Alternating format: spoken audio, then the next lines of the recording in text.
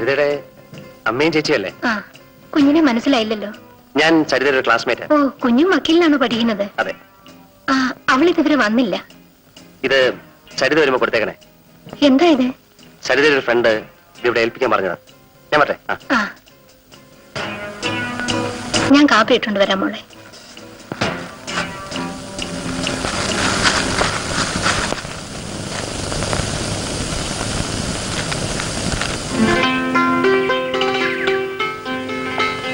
Hello, പിന്നെ സുഖമാണല്ലോ. See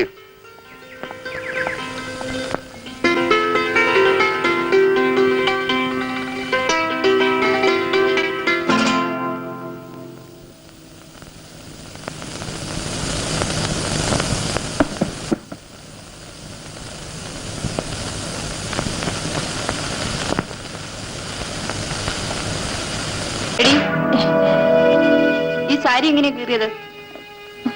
എങ്ങനെയാ കീറിയതെന്ന്? എന്റെ സാരി കീറിയില്ലല്ലോ. നീ കള്ളം പറയാനും തുടങ്ങിയല്ലേ? നിന്നെ ഞങ്ങൾ വക്കീലിന് പഠിപ്പിക്കുന്നതേ കള്ളം പറയാനല്ല. കള്ളം പറയുന്നവരെ കൊണ്ട് അത് പറയിപ്പിക്കാതിരിക്കാനാണ്. ചേച്ചി, പിന്നെ നമ്മുടെ രേഖയില്ല, രേഖ അവളുടെ കൈ പിന്നെ പെൻസിൽ ചെത്ത്. വിദ്യാഭ്യാസം കുറഞ്ഞു പോയതിന്റെ പേരിൽ വയസ്സിന് മൂത്ത് ഞാൻ നിന്റെ അനിയത്തി ആവണമെന്നില്ല. ദാ നിന്റെ ഫ്രണ്ടിന്റെ സമ്മാനം. ഫ്രണ്ട് ഏതാണെന്ന് നിനക്കറിയാമല്ലോ. അതിലും മായം കലർത്താൻ ഉദ്ദേശമുണ്ടോ?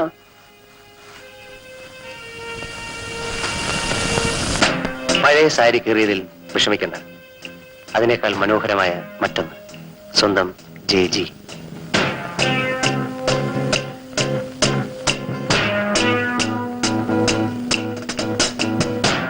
അറിവ് കൂടിപ്പോയതുകൊണ്ട് നീ ഇത്രമാത്രം നശിച്ചു പോകുമെന്ന് ഞാൻ കരുതിയില്ല. ചേച്ചി, ഞാനത് തെറ്റും ചെയ്തിട്ടില്ല. വേണ്ട, ഇനിയും ഞങ്ങൾ വിട്ടികളാക്കരുത്. എടി, മാനം വിറ്റ് കൈനീട്ടാൻ തയ്യാറായിരുന്നെങ്കിൽ എനിക്കും എന്തൊക്കെയോ നേടാമായിരുന്നു. എല്ലാവരും കൂടി ഒരുമിച്ച് ആത്മഹത്യ ചെയ്യാനുള്ള വഴി ഉണ്ടാക്കരുത്, പറഞ്ഞേക്കാം.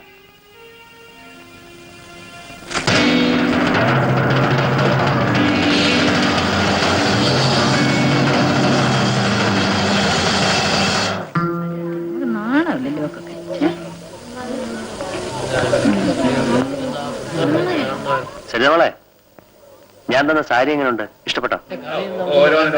ഇതാ തന്റെ സാരി.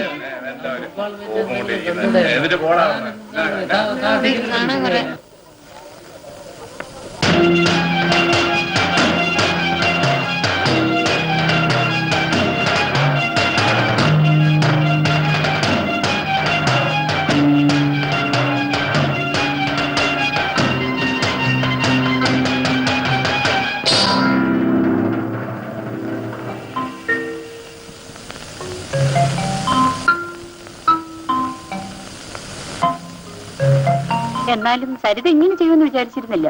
അല്പം കടുപ്പമായി പോയി. മോളെ, ഈ ജെയിംസ് ജോർജിനെ അവൾ ശരിക്കും മനസ്സിലാക്കാൻ പോകുന്നേ ഉള്ളൂ. ഇത്രയും കാലം പുറകെ നടന്നതല്ലേ, ഒന്ന് തൊടാൻ പോലും കഴിഞ്ഞില്ലല്ലോ. ഒരുത്തനും തിരിഞ്ഞോക്കാത്ത വിധം ഞാൻ അവളുടെ ജീവിതം തകർക്കും. അവസാനം അവൾ എന്റെ അടുത്ത് തന്നെ വരും. ആഹാ, അത് കൊള്ളാം. അറിയിലൂടെ കൂടിയിരിക്കായിരുന്നു. നിന്നെയും കാത്തി ഞാൻ ഇതുവരെ കവിത തിയേറ്ററിൽ വെയിറ്റ് ചെയ്യായിരുന്നു. വർഗീസേ, ഇനി അവളെ വെറുതെ വിട്ടുവിടാം. ഹാപ്പി ആയിരിക്കുന്ന ഒരു മൂഡിൽ നീ മനസ്സ് അപ്സെറ്റ് ആക്കാറാ. അവിടെ പൊക്കണോ? ഇന്ന് ഞാൻ പൊക്കിക്കൊണ്ട് വരാം. ഒരു ദിവസം എന്റെ കിടപ്പറയിൽ കിടത്തിക്കൊണ്ട് മാത്രം എനിക്ക് അവളോടുള്ള പകതയില്ല. അവൾ നശിക്കണം. ഈ നാട് വിട്ടോടണം. അതിനൊക്കെ വഴി ഉണ്ടാക്കാന്നേ.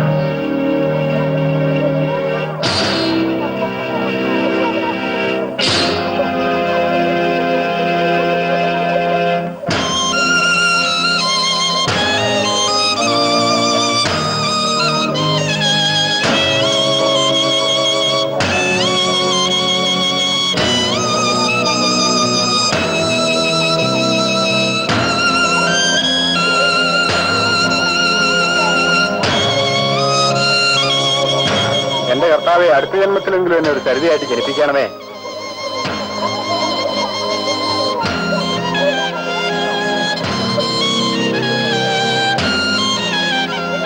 ജെയിംസ്, നിങ്ങൾ ജയിച്ചിരിക്കുന്നു. ഒരിക്കലും ജയിക്കാനാവാത്ത വിധം ഞാൻ തോറ്റു.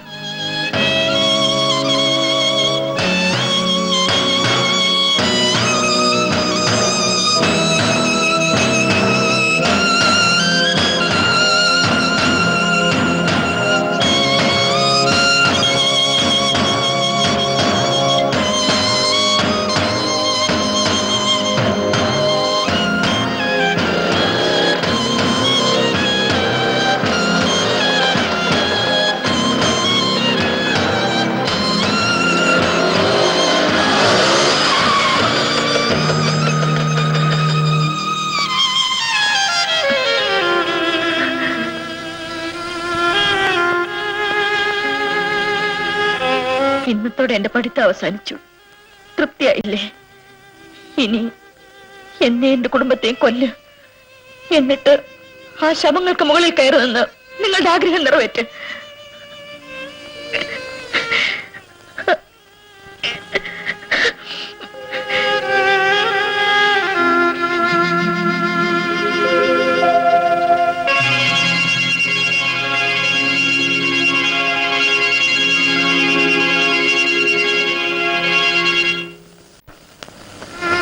തന്റെ കിടപ്പറ പങ്കിട്ട എത്രയോ പെൺകുട്ടികൾ. അവയിൽ നിന്നെല്ലാം വ്യത്യസ്തമായൊരു മുഖമായിരുന്നില്ലേ സരിത? ആഗ്രഹങ്ങൾ സാധിക്കാതെ വന്നപ്പോൾ അതൊരു പ്രതികാരമായി മാറി. അതിത്രയും ക്രൂരമായിട്ട് വേണമായിരുന്നു? ഒരിക്കലും തിരുത്താനാവാത്ത തെറ്റല്ലേ താൻ സരിതയോട് ചെയ്തത്? അവളുടെ ഹൃദയത്തിലെ മുറിവുകൾ ഉണങ്ങുമോ? തനിക്കത് ഉണക്കാൻ കഴിയുമോ? ഇന്നോളം മറ്റുള്ളവരുടെ വേദനയിൽ ആനന്ദം കണ്ടിരുന്ന തനിക്ക് ഈ അസ്വസ്ഥത എവിടെ നിന്നുണ്ടായി? ഒരുപക്ഷെ ഇതിന്റെ പ്രത്യാഘാതം സരിതയുടെ കുടുംബത്തിന്റെ തകർച്ചയായിരിക്കില്ലേ? ആ സാധു കുടുംബത്തിന്റെ മുഴുവൻ പ്രതീക്ഷയും സരിതയിലായിരുന്നില്ലേ? സത്യത്തിൽ താൻ ജയിക്കുകയായിരുന്നു, അതോ എന്നേക്കുമായി അവളോട് തോൽക്കുകയല്ലായിരുന്നു? ജെയിംസ്, നീ ഇന്ന് കോളേജിൽ പോയില്ലെന്ന് നിന്റെ അമ്മച്ചി പറഞ്ഞു. നീ പോകാത്തതിന്റെ കാരണം ഞാൻ അന്വേഷിക്കുന്നില്ല. പരീക്ഷ എഴുതില്ലെങ്കിലും പാസ്സാവുന്ന വിശ്വാസവും നിനക്കുണ്ട്. നിന്റെ അപ്പച്ചന്റെ കയ്യിൽ പണമുണ്ടല്ലോ. ജെയിംസേ, നിന്നെ ശകാരിക്കാനും ശിക്ഷിക്കാനും ഞാൻ തയ്യാറല്ല. നീ ഇന്ന് വളർന്നു കഴിഞ്ഞു. എടാ, ജെയിംസ് ജോർജ് തോമസ് ജോർജിന്റെ മകൻ അല്ലായിരുന്നെങ്കിൽ നീ ഇന്ന് എവിടെ എത്തുമെന്നറിയാമോ? സെൻട്രൽ ജയിലിൽ. ഒരു വക്കീലായി നീ സമ്പാദിക്കാൻ വേണ്ടിയല്ല നിന്നെ ഞാൻ പഠിപ്പിക്കുന്നത്. തോമസ് ജോർജിന്റെ മകൻ ഒരു വക്കീലാണെന്ന് പറയാനുള്ള ആഗ്രഹം മാത്രം. നിനക്ക് ജീവിക്കാനുള്ള പണം ഞാൻ സമ്പാദിച്ചിട്ടുണ്ട്. അതനുഭവിക്കാനുള്ള യോഗം കൂടി നിനക്കുണ്ടായിരിക്കണം. വന്ന് കേറിയ ഉടനെ അവനെ വഴക്ക് പറയാൻ തുടങ്ങിയോ? തല്ലി വളർത്തേണ്ട പ്രായം കഴിഞ്ഞില്ലേ? അവന് തീരെ സുഖമില്ല, അതാ ഇങ്ങനെ ഇരിക്കുന്നത്. സുഖക്കേണ്ട കാരണം എന്താ അന്വേഷിക്കാതിരുന്നത്? മോനെ, നീ ഒന്നും വല്ലതും കഴിക്കും. വാ. ഉരുട്ടി വായി വെച്ചു കൊടുക്ക്. നീയാണ് ഇവനെ ഇവിടം വരെ കൊണ്ട് എത്തിച്ചത്. കുഞ്ഞുങ്ങൾക്ക് കളിപ്പാട്ടം വാങ്ങി കൊടുക്കാറുണ്ട്. നീ ഇവന് കളിക്കാൻ കൊടുത്തിരുന്നത് 100 രൂപ നോട്ടുകളാണ്. എനിക്കിനി ഒന്നേ പറയാനുള്ളൂ, ഞങ്ങൾ മരിക്കുന്നതിന് മുമ്പ് നിന്നെ ആരും തല്ലിക്കൊല്ലരുത്.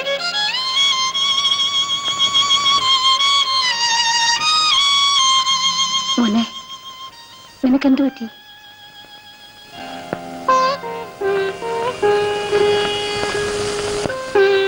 നീ എന്തോ ഒന്നും മിണ്ടാത്തത്?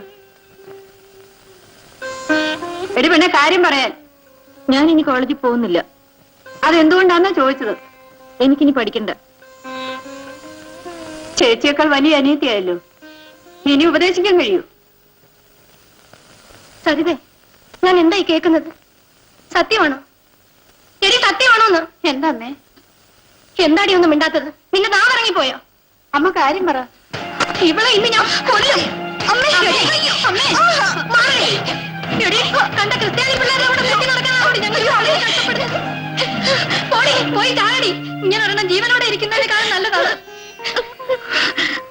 വരുന്നതൊക്കെ അനുഭവിക്കാനല്ലാതെ പിന്നെ എന്ത് ചെയ്യാന്?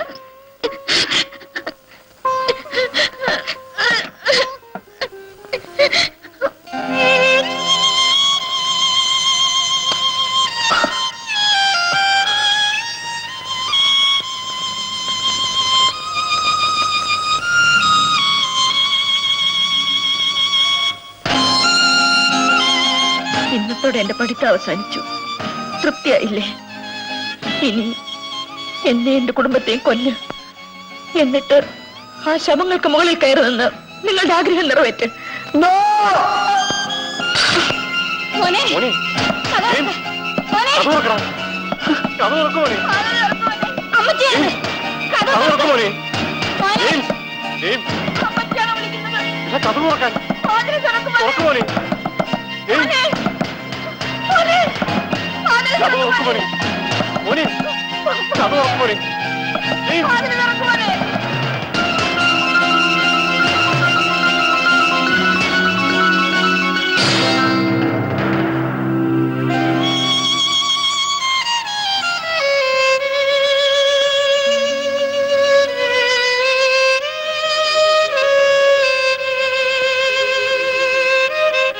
മോൻ ഇച്ചിരി കുടിക്കേ. വേണ്ട ഡാഡി, ഇനി കുടിച്ചാ എനിക്ക് കണ്ണു കാണില്ല. മോന്റെ അടുത്ത് ഡാഡിയല്ലേ ഇരിക്കുന്നത്, കഴിക്കേ. ഡാഡി കള്ളു കുടിക്കുന്ന പാവമാണോ? എന്ന് ആര് പറഞ്ഞു? മേനോൻ അങ്കിൾ. എന്നാലേ മേനോന് പാവമായിരിക്കും, ക്രിസ്ത്യാനിക്കല്ല. മോൻ ഇച്ചിരി കുടിച്ചു. ഇതിന്റെ പാവമൊക്കെ ഡാഡി തീർത്തോളാം. കഴിക്കേ.